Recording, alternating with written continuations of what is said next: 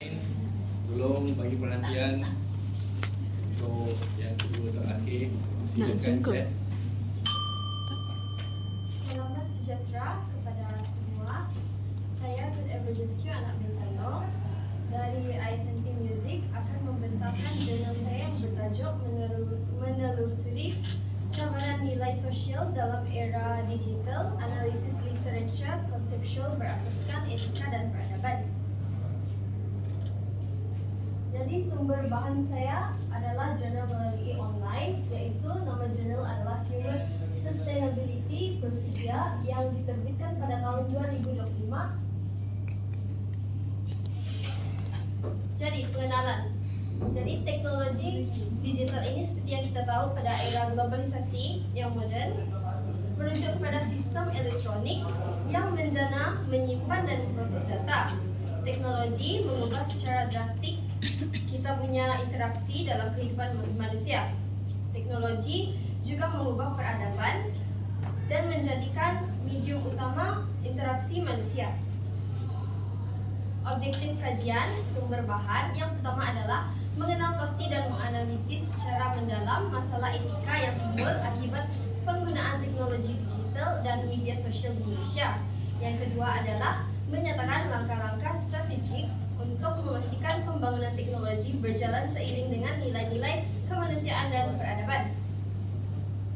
Jadi metodologi kajian saya adalah secara kualitatif, yaitu analisis kandungan ke atas sumber laporan kerjaan, jurnal ilmiah, buku, artikel, dan akhbar berkaitan. Cabaran. Jadi isu-isu yang kita tahu ini adalah telah membawa kepada cabaran etika keras. Yang pertama adalah privacy dan eksploitasi data. Jadi konsep kapitalisme ini dikaitkan untuk jurnal ini karena kapitalisme pengawasan ini ialah mengumpul data demi keuntungan komersial lah, dan ianya merupakan yang mana dia bukan secara data secara klik, tetapi dia juga detect kita punya location. Dan yang kedua adalah bias algoritma AI. Kecerdasan buatan AI bergantung daripada data yang dikumpul dari masyarakat, dan AI ini telah mengumpulkan diskriminasi. Dan yang ketiga adalah ancaman warisan budaya. Disebabkan cabaran ini telah menjadikan merosotnya kita punya perkara yang tradisional, yaitu permainan, dan juga mengancam kita punya bahasa Melayu kerana kita lebih memilih untuk menggunakan bahasa asing melalui digital. Seterusnya adalah cabaran nilai sosial utama. Yang pertama adalah maklumat dan persepsi. Seperti yang kita tahu, apabila kita menggunakan sosial media, kita akan lebih senang untuk mengeluarkan kita punya maklumat dari segi yang tidak betul lah, maklumat palsu, dan boleh menimbulkan fitnah dan provokasi. Karena ini boleh menyebabkan berlakunya merosakkan kepercayaan awam dan juga boleh mengancam kita punya keharmonian Malaysia yang dimana kita berbilang kaum. Yang kedua adalah psikososial. Seperti kita tahu, psikososial ialah ketagihan media sosial, bully cyber, dan gangguan keseimbangan hidup. Yang ketiga, etika asas. Kelemahan dalam penguatkuasaan undang-undang cyber dan penyalahgunaan tanpa kawalan. Jadi, setelah menganalisis semua itu, kita mengetahui strategi dan pemulihannya adalah yang pertama, yaitu pendidikan etika digital. Yaitu kita haruslah menerapkan kurikulum dengan menggabungkan literasi digital, dan perkara ini haruslah diterapkan lebih awal sejak peringkat awal persekolahan lagi. Yang kedua adalah undang-undang, penguatkuasaan. Penguatkuasaan dasar, yaitu mengumpulkan dasar penguatkuasaan undang-undang dan dasar perlindungan data yang lebih tegas. Yang ketiga adalah pemulihan budaya digital, yaitu pendigitalan warisan budaya.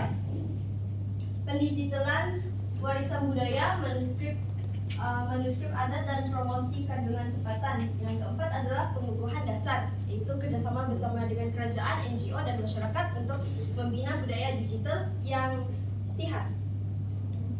Jadi kesimpulannya adalah Kegagalan menangani masalah etika digital seperti isu privasi dan maklumat palsu secara kolektif akan menghakiskan nilai sosial serta identiti budaya Malaysia. Justru menyuruh pendekatan strategi berasaskan pendidikan dan prinsip moral untuk membina ekosistem digital yang berperadaban. Saya serahkan kepada Q&A. Ya. Apakah yang dimaksudkan dengan kapitalisme pengawasan dan bagaimana ia berbeza dengan pengiklanan biasa? Jadi, terima kasih untuk soalan itu. Jadi, kapitalisme pengawasan adalah yang mana dia lebih kepada mengetahui kita punya location, kita punya emosi dan juga pergerakan. Itu adalah pengawasan kapitalisme kan? Kapitalisme pengawasan. Jadi perbezaan dia antara iklan biasa dengan iklan biasa. Iklan biasa dia saja mempromotkan produk, tetapi kapitalisme pengawasan dia memerhati pergerakan kamu melalui kamu punya location house. Saya harap menjawab soalan. Terima kasih.